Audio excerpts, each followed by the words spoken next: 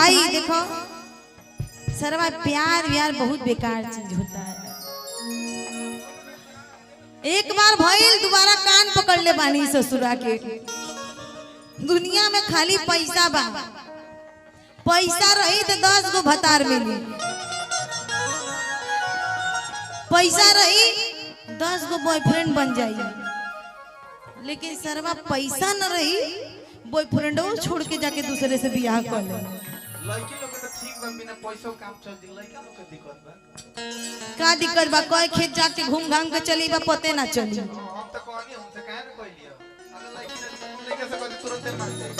तो एगो sad song गावतनी अपने हमारे गावल बा, गौले बानी बड़ी प्रेम से बड़ी मोहब्बत से। ससुरा की याद को के गौले रहनी है साल 2 साल पहले।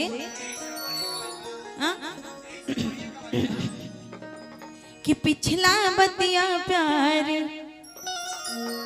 वाला याद करिहा हो। अच्छा ये प्यार मोहब्बत बड़ी बेकार चीज होता है। जाना तरह का है,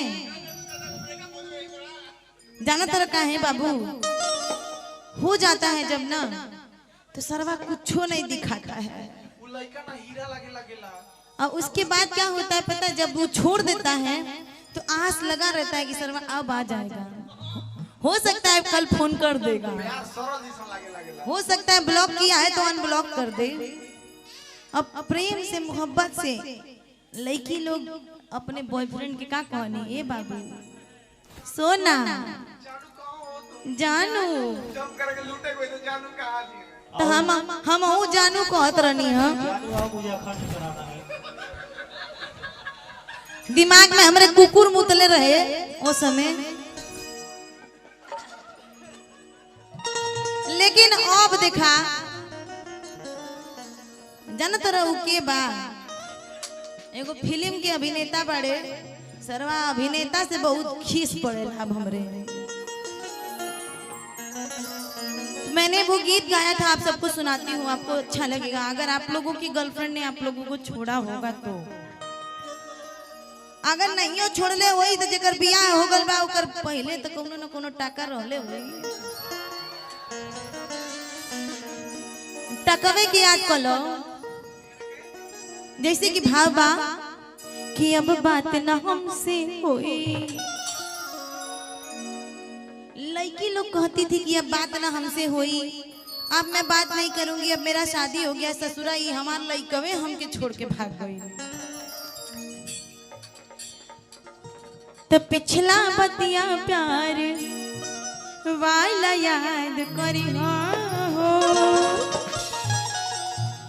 सोना हमारी जिंदगी ना बर्बाद कर हो।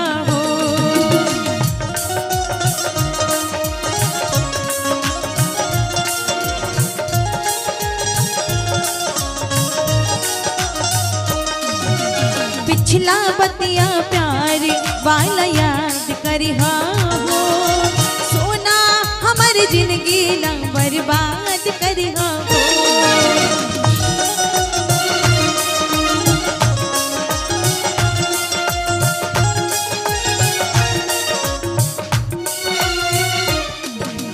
दिलवा ए रुबा, दिलवा के पिंजड़ा से ना आजाद करिहा हो। दिलवा के पिंजड़ा से ना आजाद करिहा हो। जानू हमार जिंदगी ना बर्बाद करिहा हो। सोना हमार जिंदगी ना बर्बाद करिहा हो।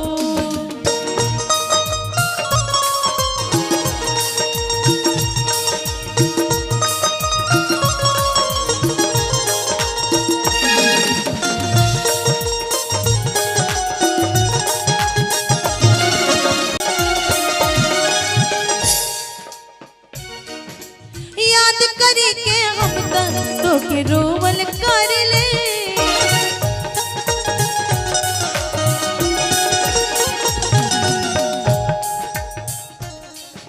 हम जानते हैं कि शादी होने के बाद मेहरारू के लंगे जेबा तो तू हमके भुला जेबा, लेकिन हम अभी भी उम्मीद है कि हो सकता है मेरा गाना सुन के वो वापस आ जाए। हमको लगा झूठा शादी वादी हुआ होगा, लेकिन सच में शादी कर लिया था। याद करी के तुमके हम दरोवल कर ले, तोहरे याद में जी तोहरे याद में मारे ले।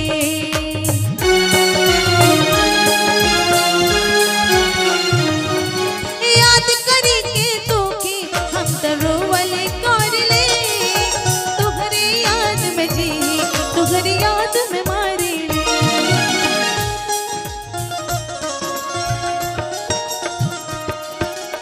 ना बर्बाद करी हाँ हो नी सके अपने दिल से, ना आजाद करी हाँ हो सोना हमार जिंदगी ना बर्बाद करी हाँ हो, जानू हमार जिंदगी ना बर्बाद करी हाँ हो।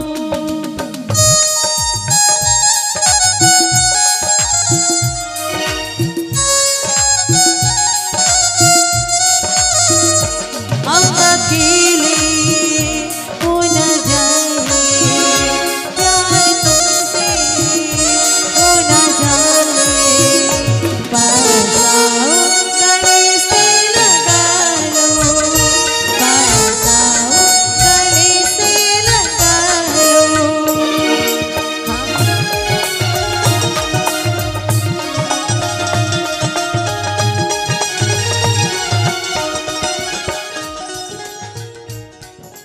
क्या करते थे बालमा तुम हमसे दूर रह के, क्या करते थे साजना तुम हमसे दूर रह के। हम तो जुदाई में अकेले छुप छुप के रोया करते थे, छुप छुप के रोया करते थे।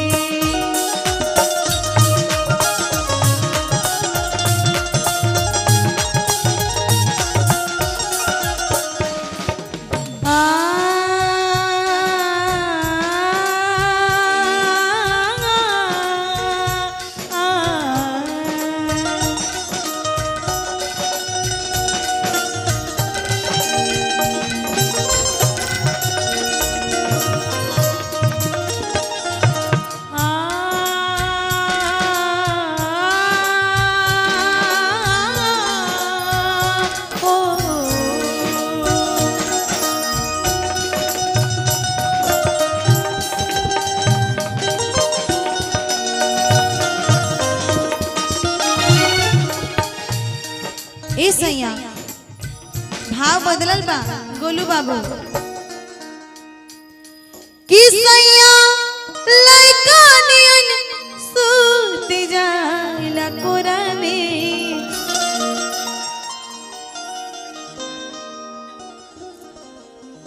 छोड़ा बॉयफ्रेंड के बाद यार दिल दुखी हो जाला, कौनो लइको नहीं के मिलत के हम बिजी हो जाएंगे, ओके भुला जाए। क्या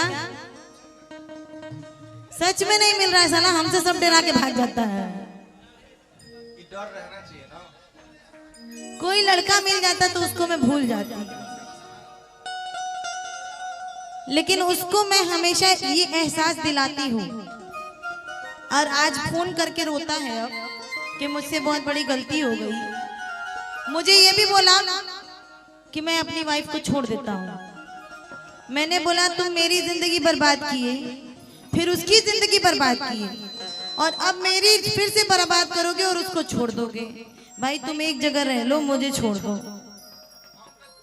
बड़ी मुश्किल से ई भंवर से हम निकलल बानी, 2-3 साल लग गए। एकरा से दूरे रह तबे ठीक बा। बहुत बेकार रोग बा, बाप रे बाप। ना पटवारी हमारे भोजपुरी इंडस्ट्री की जो सबसे बड़ी, हम लोग उनको सीनियर मानते हैं, क्योंकि उनके जैसा गाने वाला इंडस्ट्री भोजपुरी में कोई नहीं है, जैसे पवन सिंह जैसा कोई नहीं है। तो सबकी अलग अलग क्वालिटी होती है। खेसारी जी जैसा डांस कोई नहीं कर पाता, तो पवन जी जैसा गायकी किसी की नहीं है। तो सबका अलग अलग कला होता है। लेकिन ये जो बात आपने कही मुझे अचानक से याद आई। मैं असम गई हुई थी, कल्पना जी का गांव है वहां पे, उनका घर है, उनका मायका है। वहां मुझे पता चला था कि कल्पना जी को 5वीं क्लास में ही परवेज जी नाम के आदमी से प्यार हो गया था, जिससे वो अभी शादी कर ली। तो मुझे लगा था कि यार 5वीं क्लास में भी प्यार होता था क्या? नहीं, तो ये बहुत बड़ी बात है कि उन्होंने अदर कास्ट में लव करके और शादी किया, क्योंकि परवेज जी मुस्लिम हैं और कल्पना जी हिंदू थी, लेकिन उन्होंने अपना प्यार के लिए सब बलिदान कर दिया। लेकिन प्यार अगर जायज हो तब तो पता चल दूसरे से बियाह कर ले तो का करल जाए।